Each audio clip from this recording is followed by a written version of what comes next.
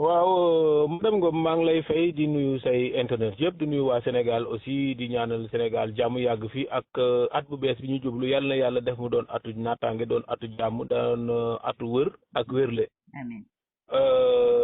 li nga xam ne nag moom moo am mooy ce qu'on appelle allumer le feu et jouer au dilatoire maanaam lakk daay ba pare dem wooyu ay sapeur. loolu moom moo am fi nga xam ne moom moo xew fii nga xam ne moom mooy Sénégal ca Casamance surtout dañoo xamul ne le fait ñu humilier président de la République par le biais des images wala ay vidéo cortège su président di romb kenn taxawul sax taalal ko loxo xanaa xamul ne image yooyu waa étranger yi donc kii waa kii les waa kii au niveau international bu ñu ko gisee. dañuy naan président waa seen dëkk bëgguñu ko parce que dafa dem dëkk bu mel ni Ziguinchor wala dëkk mel ni Casamance bi yëpp ngay wax gisul kenn ku ko tàllal loxo loolu ça sape la crédibilité internationale du président de la République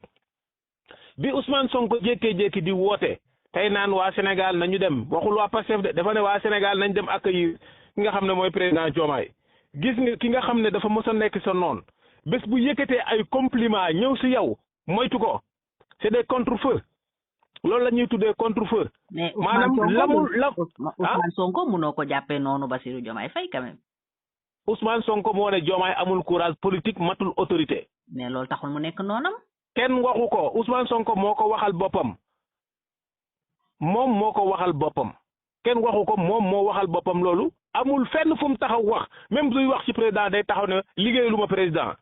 Sénégal lay liggéeyal. c'est-à-dire kooku respecté wul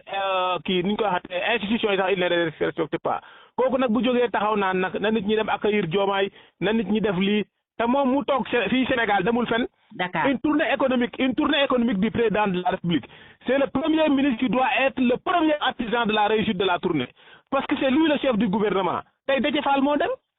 Déthié Fall c'est un ministre. c'est Ousmane Sonko qui devait être là en premier président foofu noonu li nga xam ne moom mooy kii conseil interministériel c'est lui qui devait présider un conseil interministériel moom Ousmane Sonko wax ministre yëpp woo leen seeni nit seeni militant ñu ñëw teeru ki nga xam ne mooy sama rakk Bassirou Diomaye Diakhar Faye def ko coono taxaw woo waa Ziguinchor yëpp leen jël leen ngeen teerul ma Diomaye bu ko defee Diomaye bu demee waa Sénégal yëpp teeru ko foofu noonu ñëpp dem jàppale ko bu ko defee buñ ko gisee tey France 24 wala CNN dañuy naan le président Diomaye il faut le craindre parce que dëkkam dañ ko bëgg. mais Ousmane Sonko deful loolu mu ngi toog est-ce que Ousmane Sonko ne cherche pas à être cohérent avec lui-même parce que loolu bi ko Macky Sall di def daf ko doon critiquer tey mënul ñëw candidat wam en plus wala ku mu bokkal parti en tout cas di ko def mu koy jàppale si loolu. non dama ne la bu fekkee politique la mais tournée économique. dafa nekk loo xam ne président da koy def parce que day wone ne secteurs yi may dem nii c'est des secteurs stratégiques porteurs pour suñu économie loolu nee naa la premier ministre moo waroon a jiitu c'est l'artisan le premier ministre teg ci tous les ministres mu def conseil foofu noonu ba pare waxu ñëpp ñu ñëw taxaw bu ñëwee mu del discours ne sa président baa ngi nii il faut respecter bu ko ay nawlem gisee wala ay naataangoom dinañ xam carrément président Sénégal nan la waa Sénégal bëggee parce que président mënta dem Gabon ay Sénégalais teeru ko mu dem Côte d'Ivoire ay Sénégalais teeru ko mu dem Nigéria barke dem moo Njaay ay Sénégalais teeru ko loolu mu am Gabon am ko Côte d'Ivoire mënu ko am Casamance lu tax mënu ko am Casamance parce que Ousmane Sonko moo toog ne defuma dara damay toog jàpp sama njaambur woo ñëpp ñu jàpp seen njaambur tey président di dem Casamance une tournée économique Waly Diouf Bodiang waroon a dem tey Bignona woo waa Bignona yëpp fa Ayib dafa dem Sédhiou Ousmane Sonko dem Ziguinchor ñu waroon a def loolu defuñu loolu ñoom ñu toog fii di woote Kër Massar ay coowu Ousmane Sonko ku dal ci kawam dañuy dal sa kaw Ousmane Sonko ku ko noonoonu ñoono la mais ñi ñoo doyee noonu Ousmane Sonko dara man soxlawu ma nekk noonu di doomi aadama Sénégal la ñu seq képp koo xam ne yaa ngi def lu ba jëmale Sénégal ci kanam ñu ànd ak yow képp koo xam ne yaa ngi def loo xam ne safaan la ñu jàkkaarloog yow wax la ko comme ni ko Ousmane Sonko di defee parce que goutte gi ñu dugg nii yëpp moo ñu ci dugal tey FMI ak ay yeneen ak yeneen problème yi ñu am yëpp moom moo ubbi gémmiñam di wax di dem te kenn contrôlé wu ko loolu yàq lu bari Sénégal tey. yow li am Casamance tey noo ko jàppee accueil président ak li fa jot a xew. accueil dafa amul. kon yow échec la.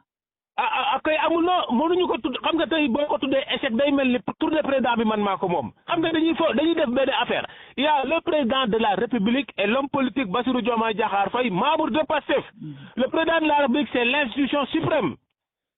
kooku noonu boo xoolee armée bi sax ñoo fa ëpp nit ñi armée bi ñoo taxaw foofu noonu won ne kii c'est le commandant en chef des armées ñoom ñëpp ñu ngi fa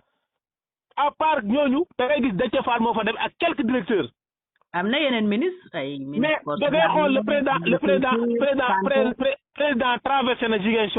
président traversé na Ziguinchor laa la wax de haut en bas traversé fële Oussouye de haut en bas amul kenn ku taxaw sax di ko tàllal loxo amul kenn koo xam ne taxaw na di tàllal président loxo ñu ne kii kat mooy président au Sénégal cela veut dire que la population est restée chez soi même préoccupation yi ñu amoon sax war a génn dem doxi ko doxuñu ko dañoo dem toog jàpp seen njàmbur. et pour yow loolu dañ leen ko digal. loolu noonu moom mooy seen woote yi rek Waly Diouf Bodiang génn naan woy bu ñu saboté président xam nga waruñoo yuuxu président waruñoo saboté visite bi war a def loolu noonu c'est dire quelque chose sans pour autant vouloir le dire. moom dafa ne sax am na moom Waly Diouf Bodiang dafa ne am nay responsable politique yuy réunir organiser wu pour saboter la tournée. voilà loolu moom mooy nag li nga xam ne waxu ko ci wax ji loolu nga gis noonu wolofal la. am na ay responsable politique yoo xam ne dañoo dajaloo pour saboter li nga xam ne moom mooy kii wu Diomaye la venue du président à Ziguinchor waaye duñ ko nangu loolu moom mooy nañu def loolu en fait genre. comme nañu def loolu maanaam wax la kaddu la ci biir kaddu. moom nag nekkul nit moom sax man du ma nawleem quoi man du ma nawle Waly Diouf Bodiang c'est un gamin qui doit gérer le port rek nekk fii di topp télé Facebook di wax kooku man du ma nawle man nawle Ousmane Sonko là je suis chef de parti donc bu may wax Ousmane Sonko laay waxal c'est pas ces subordonnés là du ma wax ak ñoom alors ki nga xam ne nag moom mooy Ousmane Sonko tey li mu def nii xamagul lan la mais bàyyi ko ba mu jóg ne daa bëgg a dem tey bitim réew wuti xaalis su demee wuti xaalis dañ koy naan est-ce que yow sa président crédibilité am est-ce que baax na ci sa biir dëkk paramètres yooyu yëpp balaa ñu laa jox xaalis dañ koy xool dañuy xool stabilité dëkk bi xool les droits les libertés d'expression xool droits de l'homme yi ba pare xool la crédibilité du président de la République c'est pas pour rien président buy dem fenn mobiliser bëgg a dee loolu dafay bokk ci crédibilité président loolu soo ko amul boo demee bitim réew lebi xaalis dañuy naan amul luñ la lebal parce que nit ñi aussi dañu jël seen alal di ko def foo xam ne après dañ koy perte xalaatuñ ko te loolu yëpp jógewul fenn lu dul ci Ousmane Sonko en personne tey moo waroon a jóg liggéey boo xam ne liggéey bu rafet la devant le président de la République defu ko moom moo waroon accueillir président wala le président de l'Assemblée nationale accueillir président mais amul kenn ci ñoom ku dem accueillir président pourtant le président de l'Assemblée c'est l'autorité constitutionnelle la seconde du pays bu fekkee Sonko demul moom moo waroon dem mais kenn ci ñoom demul le président a été accueilli par des militaires Déthié Fall est parti là-bas en cowboy yo sol benn Lacoste. mais loolu yàqul dara ci président ni la crédibilité du Sénégal parce que investissement yi moom mi ngi dépendre ci solvabilité. non dafa am loo xam ne ñun. fa la ñuy jëlee politique. dafa am loo xam ne daa am foo xam ne au niveau international foofu la ñuy jëlee te loolu ça va avec la crédibilité du pays. la crédibilité du président à l'intérieur du pays. président bu amul crédibilité boobu noonu wala ñu wone image boo xam ne dañuy discrédité président bu wone ne kii président la nii rek day dem après day dem mais kan mooy jël xaalisam di ko dugal Sénégal te xam ne président bi day dem comme ñoom niñ ko bëggee wala niñ ko defee kenn du ko def. ah mais l'état c'est la continuité avant ñoom keneen nekkoon na fi bi mu ñëwee. non l'état c'est la continuité mais continuité du moins mais un président vient d'être élu il a droit à son second mandat il s'appelle Bassirou Diomaye Diakhar Faye te du nit ku bon. Diomaye nit ku baax moo ko dugal ci problème yi yëpp nit ku baax la comme baax na yaru na te am na teggin am na yar am na yiw ainsi de suite bëgg na Sénégal jàng na am na xam-xam am na expérience xoolal ñun soxlaatuñu président xam nga lu ñu soxla un premier ministre fort qu'on n'a pas on a un homme qui reste à la primature à raconter des bobards à longueur de journée muy Ousmane Sonko ñun on a besoin de premier ministre super fort pas Ousmane Sonko. mais Diomaye président lu tax demu leen Ziguinchor assurer l'accueil politique au président. non Diomaye président ñun xam nga ñu ngi doog a tegu te lancé guñu suñu coalition officiellement. mais terewul ngeen mën a gunge njiitu réew mi au plan. am na loo xam ne mënuñu ko def parce que lépp aussi dafay tegu ci yoon xam nga booy ànd ak nit mu nekk nit ku maandu nekk nit ku yaru nit ku yiw am nu mu bëgg a doxalee yow da ngay ànd ak moom ci noonu. def ndànk ñun on n'a pas encore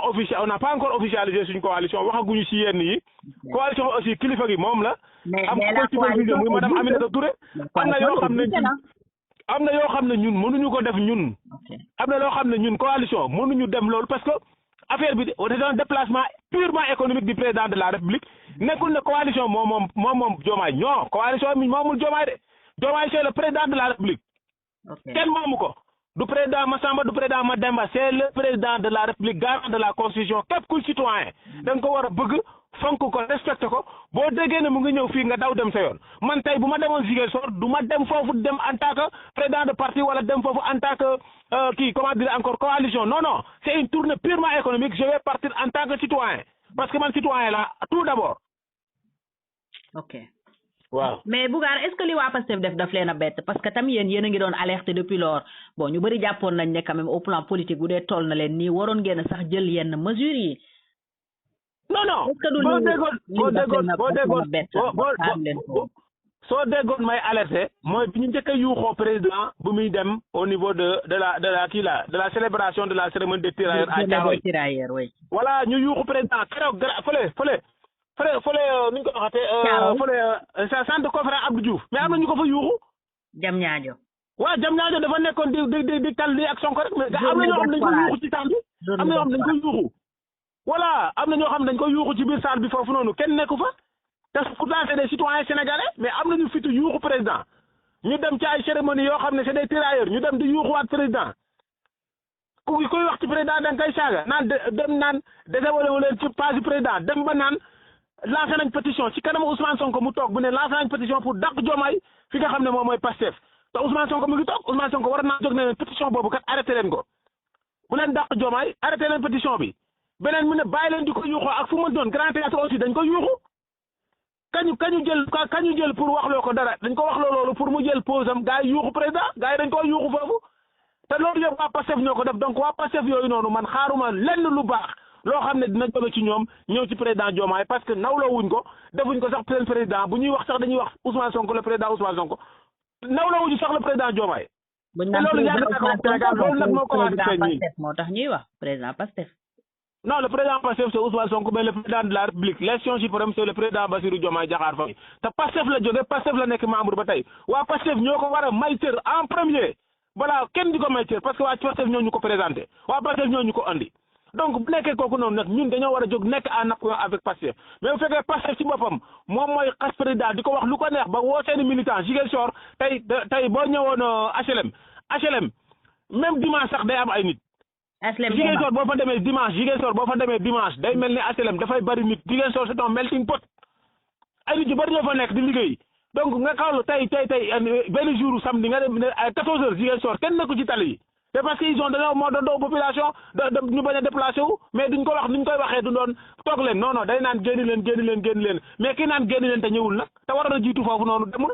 loolu tax ñuy wax. kon mun nañ ko jàppee complot daal contre Diomaye. sabotage la c'est un sabotage. loolu ñu woote c'est un sabotage c'est allumer le feu et appeler les sapeurs loolu la.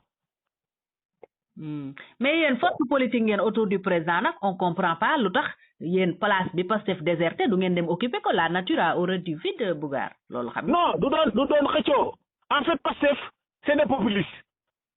dañ leen war a jàngal politique en fait ñooñu xamuñu sax politique parce que politique boo amul notion d'état si tu n'as pas la notion d'état tu n'es pas un politicien Pastef amuñu notion d'état xamuñu kii mooy président xamuñu kii mooy président assemblée nationale xamuñu kii mooy lii xamuñu gouverneur xamuñu sous-préfet xamuñu dara ñoom l'état c'est Sonko le reste même yoon sax affaire yoon sax day naan Sonko bu bëggee jàpp nit dañ ko war a jàpp parce que Sonko bu waxee dañu war a jàpp kooku xamul notion d'état ci loolu laay jaar sax gis Amsatou Sow Sidibé le professeur Amsatou Sow Sidibé Amsatou Sow Sidibé dafa jox Ousmane Sonko benn raaya moom ma jiite la commission des droits de l'homme commission nationale des droits de l'homme mais Ousmane Sonko dafa taxaw Farba Ngom dootul dem ci ay élection dañ koy tëj ni ñoom Tahirou Sarr ñoom Samuel Sarr ñoom kii Ba ñoom Khadim Ba ñoom Mahamadan Sarr dañ leen war a ñu si kaso gi jógewaat foofu noonu naan bu ma waxee Ousmane Diagne autorité politique nga su ma la waxee jàppal da ngaa war a jàpp am na ñu bari ñoo xam ne ñu ngi fii Sénégal di taxawal dañ leen war a nokk ci kaso bi loolu Ousmane Sonko moo ko wax mais où sont les droits de ces gens-là ils ont des droits Ousmane Sonko mënul taxaw di naan ministre de la justice su ma la waxee jàppal da ngaa war a jàpp kooku xamul dara ci droit xamul dara ci droit de l'homme dara la xamul ci droit de l'homme nit ñi mu naan ña leen jàpp pourquoi ñu leen di jàpp c'est un premier ministre dafa waroon wax bu leen jàpp kenn sax au moins mais jàpp leen kooku di naan jàpp leen tout le temps yow Amsatou Sow Sidibé un professeur des universités un professeur des universités jekk jigéen xam lan mooy droit bu baax droit de l'homme xam nga bu baax la liberté d'expression nga xam ko bu baax nga gis ku wax fii Sénégal dañ lay saaga mi lay saaga Ousmane Sonko ñu ci bëri Ousmane Sonko lañ àndal ku wax ñu saaga la ku wax loo xam ne boo critiqué Ousmane Sonko ñu saaga la nit kooku noonu nga koy jox benn raaya sur une commission nationale droit de l'homme loolu noonu c'est de la fumisterie loolu fumisterie la ci boppam de la part de ce professeur là qui n'ignore pas le droit ku xam exactement lan mooy liberté d'expression. nee na gouvernement bi la ko jox en fait dafa encourager le premier ministre ak gouvernement bi pour le. warul sax joxe gouvernement boo xam ne dañ naan gouvernement naan tëj leen koo xam ne dafa naan tëj leen tout le temps mu ne tëj leen diw kooku noonu doo ko boole ci ay droits de l'homme a ses droits tëjal diw bokkul ci ay droits wu nit bay naan ministre de la justice dama la na bu ma leen nee jàppal te laa bu ko nee jàppal Bougar dafa war a jàpp Bougar bu dee procureur tëjal Bougar procureur dafa maa war a jàpp tëj ma dañuy coow ci kaw procureur di xas kooku sax xoolal imaginel le président sortant de l'union des magistrats dafa génne le populisme Ousmane Diagne le discours qu'il a fait devant l'Assemblée nationale devant les députés à l'Assemblée nationale dafa ne carrément du ma leen topp ba lor nit ñi wala ma def loo xam ne nekkul sama serment nga gis le président entrant le nouveau président de l'UMS même chose dafa ne carrément boo leen ignorer li nga xam ne moom mooy yoon ngeen jox nit ñi ay paaka ñu reyante wala ay jaas ñu reyante ainsi de suite ñu ngi xas le procureur de la République tout le temps dal ci kaw procureur di ko wax lu ko neex di dal ci kaw magistrat di wax lu leen neex nit ñooñu nga leen di boole ci ay droits de l'homme je pense que ce professeur là a fumé du bois.